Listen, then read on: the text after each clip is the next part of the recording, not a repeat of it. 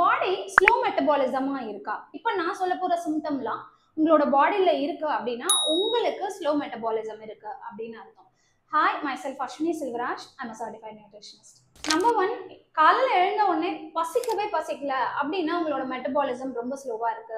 Number 2, weight loss resistance. எவ்வளவுதான் try பண்ணாலும் உங்களால வெயிட்டே குறைக்க முடியல அப்படின்னாலும் லோ மெட்டபாலிசமா இருக்கு அப்படின்னு அர்த்தம். நம்பர் 3, ஃப்ரீக்வெண்டா கான்ஸ்டிபேஷன் ப்ராப்ளம் இருந்துட்டே இருக்கும்.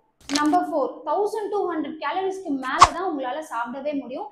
பயங்கரமா பசிக்கும். வெயிட் லாஸும் ரொம்ப ஸ்லோவா தான் நடக்க ஆரம்பிக்கும். நம்பர் 5, கான்ஸ்டன்டா கிரேவிங்ஸ் இருக்கிறது. எதை பார்த்தாலும் சாப்பிடணும். சுகர் அண்ட் ஜங்க் ஃபுட்ஸை பார்த்தா பயங்கரமா சாப்பிடணும் அப்படிங்கிற எண்ணம் வரும். நம்பர் 6, உங்களோட ஸ்கின் அண்ட் ஹேர் பயங்கரமா ட்ரை ஆக ஆரம்பிக்கும். நம்பர் 7, எப்பவுமே உங்களுக்கு கிரானிக் ஃபெட்டிக் இருந்துட்டே இருக்கும். ஒரு நாளெல்லாம் நீங்க என்னதான் ஒர்க் பண்ணாலும் ரொம்ப டயர்டா இருக்கிற மாதிரி ஃபீல் பண்ணுவீங்க.